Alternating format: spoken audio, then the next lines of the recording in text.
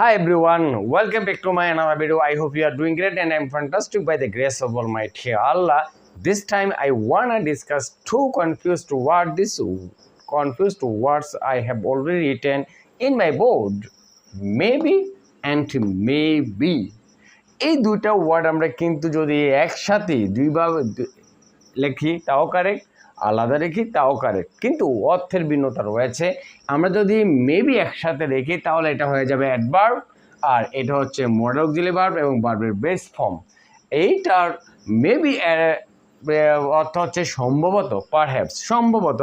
যদি আমরা সেন্টেন্সে ব্যবহার করি তাহলে কি দাঁড়ায়? Maybe it will rain today, আজ সম্ভবত বৃষ্টি হতে পারে, আজ বৃষ্টি হতে পারে, maybe it will rain today. অন্যদিকে মে একটা মডেল অক্সিলারি ভার্ব, আর বি হচ্ছে ভার্বের বেস ফর্ম। এটা যদি আমরা সেন্টেন্সে ব্যবহার করি তাহলে কীভাবে লিখবো আমরা?